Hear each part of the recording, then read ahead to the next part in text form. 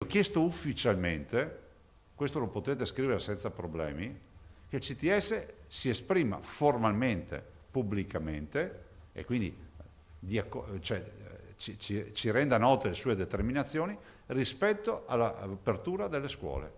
L'ordinanza che prorogava la chiusura delle scuole fino al 31 gennaio rinviando l'apertura rispetto alle altre regioni era stata una delle più contestate. Oggi, anche alla luce di quelle contestazioni, il presidente Zaia ribadisce la necessità di un intervento del CTS.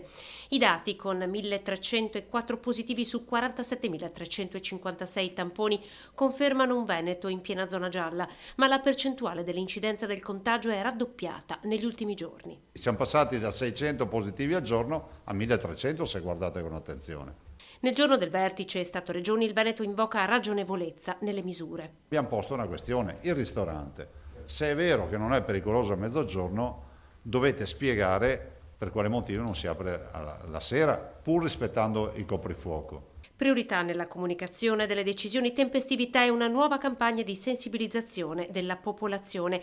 Zaia torna anche sulla questione dei tamponi fai da te. Penso che un ristorante col fai da te rispetto a un ristorante senza fai da te sia meglio il ristorante col fai da te. Sto parlando del test.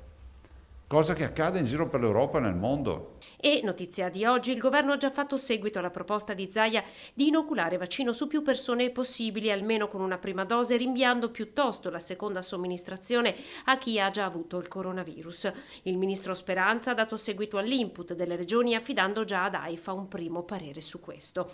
L'ultimo passaggio è per la ripartenza. In un Veneto martoriato da un anno di pandemia, al di là dei ristori, l'auspicio è che il governo utilizzi i soldi del Recovery Fund come una sorta di safety car che rimette in gara tutte le auto come se fossero di nuovo ai blocchi di partenza. Arriva il Recovery Fund e inietta, fa il pieno a tutte le auto, dice fino adesso non avevate una corsa normale e c'è stato un problema, adesso ripartite. Sono le nostre aziende le auto, no? E quindi io spero che Draghi utilizzi il Recovery Fund per far questo.